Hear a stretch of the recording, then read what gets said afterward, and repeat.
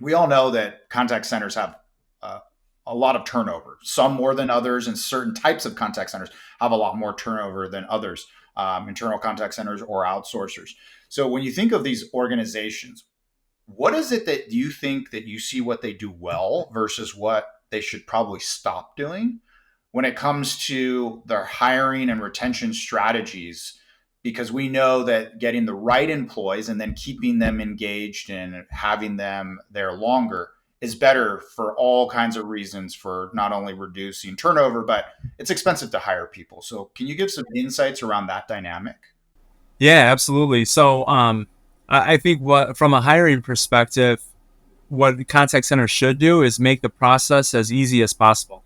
Especially when you see the average contact center in the U.S., average contact center attrition rate is 37% annually, 33 to 37%.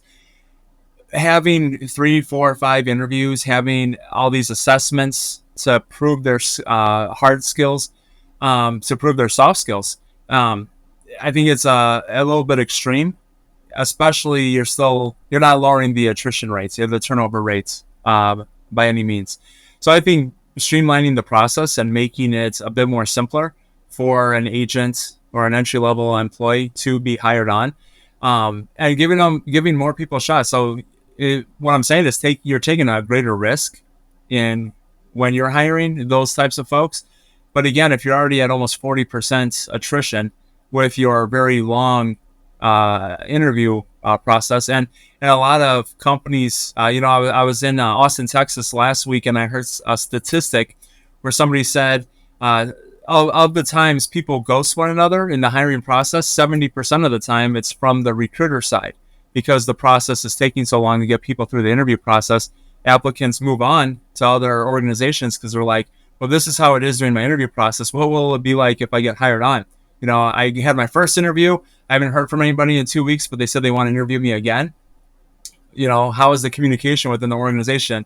A lot of times people will take that as an indication as to the culture and how the organization will treat them once they're hired on. So like if I interview today and then you say after the interview, hey, I want to interview you again, or I want you to meet with my manager for your second interview, but then 2 weeks goes by, so really being quick with candidates and streamlining the process and following through, if you tell somebody like, hey, I'm going to move you on to the next interview, like be communicative with them and continue to communicate what the process looks like. If it is going to be a couple weeks, just let them know. So that way they're given a heads up. And then, but with retaining and what not to do, well, I kind of already said it. Don't with hiring, don't ghost them. Don't make them wait a long time. Don't have a lot of steps in the process.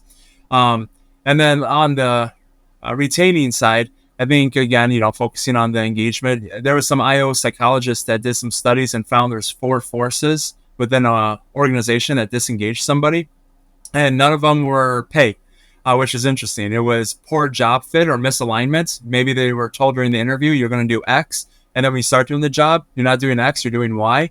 And they're like, well, wait a second. I thought I was hired to do this, which would be my job, but now you're having me do this instead. The second is manager fit. So is the manager not treating the employee the way they need to be? Team dynamics. So how does everybody gel together as a team? Anytime you add somebody to a team or remove somebody from a team, it changes the whole team dynamic. And then the fourth is the overall organization and organizational culture. And will the person be a good fit for that? And I'm not going to get into generations. There's been so many studies done around generations, but it's different for every generation too. What drives somebody? I just talked to somebody this morning. They just graduated college, last spring? So they're 23 years old, and asking them like, what motivates you and what motivates them is far different from people that I talk to that are like 55 years old, which is really interesting. But like what is motivating to them is has been very different from my experience. So really just making sure you're engaging folks and making sure that everything's in alignment. That what pretty much, long story short, follow through and do what you say you're going to do, or the type of job you're hiring somebody for, let them do that job.